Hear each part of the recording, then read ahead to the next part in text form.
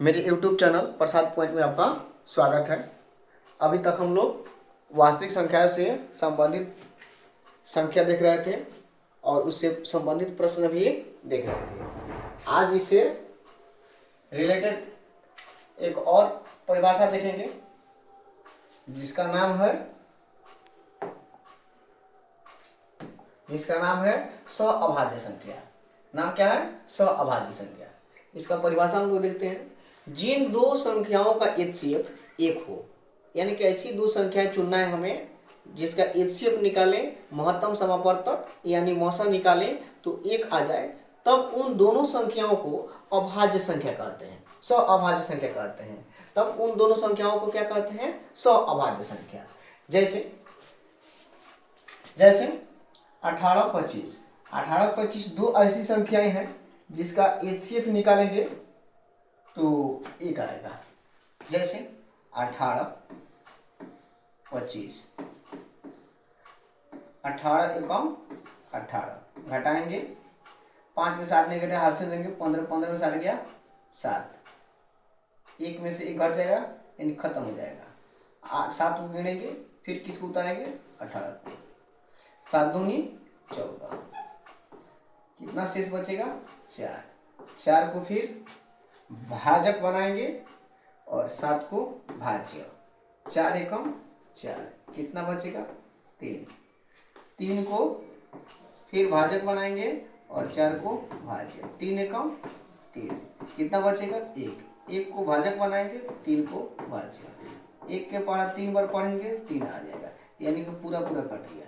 जिससे पूरा पूरा कटा है वह का है? एचसीएफ है, यानी कि 25 और 18, 25 और 18 का एचसीएफ कितना आ गया जी? 1 आ गया, यानी कि 25 और 18 एक दूसरे के का है? सअभाज्य संख्या है। इसी प्रकार से 12, 17, 15, 19 इत्यादि अनेक संख्या हो सकते हैं। जैसे में 5, 8, 7, 8, 5, 8, 4, 9 अनेक संख्याएं हो सकते हैं जो सअभाज्य होंगे। हम लोग सअभाज्य समझ लिए। सअभाज्य का मतलब जिन दो संख्याओं का एचसीएफ एक हो उन दोनों संख्याओं को क्या कहते हैं? सअभाज्य संख्या कहते हैं। उन दोनों संख्याओं को क्या कहते हैं? सअभाज्य संख्या कहते हैं। यानी कि एचसीएफ निकालने पर कहा जाए मौसा एक आ जाए, तब उन दोनों को कहेंगे सअभाज्य। और सअभाज्य के बाद हम लोग पढ़ेंगे पूर्णांक, इंटेग्रल्स। हम लोग को पढ़ना है पूर्णांक। पूर्णांक की परिभाषा देखते हैं। धनात्मक तथा ऋणात्मक दोनों संख्याओं को पूर्णांक कहते हैं, यानी कि जो धन में हो तथा ऋण में हो, दोनों में हो, तब उसको क्या कहते हैं? पूर्णांक कहते हैं। एक और परिभाषा देख सकते हैं, यानी पूर्ण संख्या में ऋण को शामिल कर लेने से जो समूह बनता है उसे पूर्णांक कहते हैं। पूर्ण संख्या की शुरुआत किससे होता है? शून्य से। पूर्ण संख्या की शुरुआत किससे होता है? शून्य से। 0, 1, 2, 3, 4, 5 डॉट डॉट अनंत तक। अब इसमें हम क्या करेंगे? ऋणात्मक को शामिल कर लेंगे, यानी कि 0 प्लस में है तो इसको क्या करेंगे? माइनस कर लेंगे। 1 प्लस में है, इसको माइनस कर लेंगे। 2 प्लस में है, उसको माइनस कर लेंगे। 3 प्लस में है, इसको माइनस कर लेंगे। 4 प्लस में है, इसको माइनस कर लेंगे। इस प्रकार से धन चिन्ह और ऋण चिन्ह दोनों के रूप में मौजूद हो तब उसे क्या कहते हैं? पूर्णांक कहते हैं। जैसे डॉट डॉट डॉट मतलब अनंत तक, -6, -5, -4, -3, -2, -1, 0, 1, 2, 3, 4, 5, 6। जो शून्य है प्लस और माइनस दोनों में बराबर होता है। शून्य प्लस और माइनस में बराबर होता है। किसी संख्या में शून्य को जोड़ना या किसी संख्या में शून्य को घटाना सेम प्राप्त होता है, कोई परिवर्तन नहीं होता है। इसलिए शून्य प्लस और माइनस दोनों में बराबर होता है। अब इससे संबंधित हम क्वेश्चन देखते हैं। इससे संबंधित क्वेश्चन ये होगा कि -1 और शून्य में बड़ा कौन है? तो -1 और 0 में बड़ा होगा 0, 0 बड़ा है, -1 छोटा है। अब इसको कैसे समझेंगे कि 1 छोटा है और 0 बड़ा है? इसके लिए एक और उदाहरण लेते हैं। जैसे -3 और 3 में बड़ा कौन है और छोटा कौन है? तो उदाहरण यह होगा कि -3 का होगा छोटा होगा और 3 बड़ा होगा। और कंपेयर कर सकते हैं, -2 और -1 में बड़ा कौन है?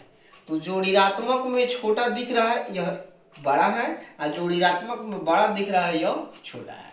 इसको समझने के लिए एक तरकीब अपनाते हैं। तरकीब ऐसा अपनाते हैं कर्ज के रूप में। किस रूप में? कर्ज के रूप में। ज़्यादा समझ में आएगा कि हम तरकीब अपनाते हैं कर्ज के रूप में। जैसे मान लीजिए हम 2 आदमी हैं, हमने कहा क्या 1 रुपया कर्जा लिया, और मेरा दोस्त 2 रुपया कर्जा लिया। दोनों आदमी कमाने जाते हैं और दोनों आदमी सेम पैसा कमाते हैं, मान लीजिए 10 रुपया कमा लेते हैं। तो सबसे पहले हमने कितना कमाया था, कर्ज लिया था? -1 रुपया, 1 रुपया कर्ज लिया था। तो हम 10 रुपया कमाएंगे तो उसमें से 1 रुपया दे देंगे, तो मेरे पास बचेगा कितना? 9 रुपया। लेकिन मेरा दोस्त 10 रुपये कमाया है तो ये कितना रुपया देगा? 2 रुपया देगा। तब इसके पास कितना बचेगा? 8 रुपया। यानी कि मेरा कुल धनराशि 9 रुपया हुआ और इसका कुल धनराशि 8 रुपया। इस प्रकार दोनों को तुलना करते हैं तो 9 बड़ा होता है और 8 छोटा होता है। इस प्रकार हम धनी हो गए और मेरा दोस्त का हो गया गरीब हो गया। इसलिए -1 बड़ा है और -2 छोटा है। इसी प्रकार से इसको कंपेयर करते हैं तो मेरे पास कोई कर्ज नहीं है, लेकिन मेरे दोस्त के पास 1 रुपया कर्ज है। दोनों आदमी 10 रुपये कमाते हैं, तो हम 10 रुपये कमाएंगे तो हमारे पास 10 रुपया हो जाएगा। लेकिन मेरा दोस्त 10 रुपये कमाएगा तो पहले कर्ज देगा तो उसके पास कितना होगा? 9 रुपया। फिर देखते हैं कि 1 रुपया हम अधिक है, इसलिए 0 बड़ा है और -1 छोटा है। इससे और अनेक क्वेश्चन बन सकते हैं। जैसे क्वेश्चन ऐसे बन सकते हैं, क्वेश्चन इस प्रकार से बन सकते हैं कि -5 और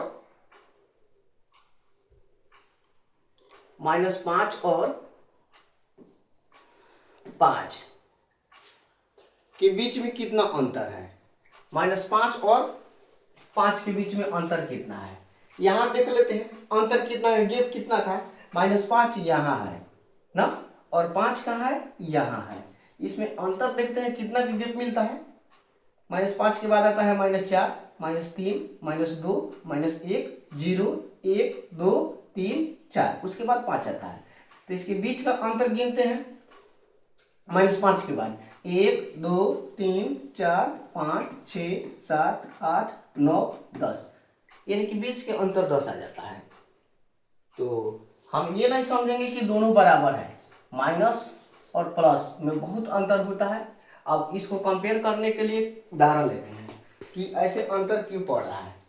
अब दो आदमी है और दोनों आदमी 15-15 रुपये कमाते हैं, 15-15 रुपये कमाते हैं।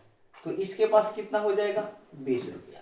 लेकिन इसके पास कितना हो जाएगा? तो घट जाएगा, इसके पास हो जाएगा 10 रुपया। बीच के अब अंतर निकालेंगे, 20 में से 10 गया, कितना का अंतर आ गया? 10 रुपये। अंतर कितना का गया? 10 रुपये। इस प्रकार -5 और 5 के बीच में 10 का अंतर है। Thank you. अब मिलेंगे नेक्स्ट वीडियो में। धन्यवाद।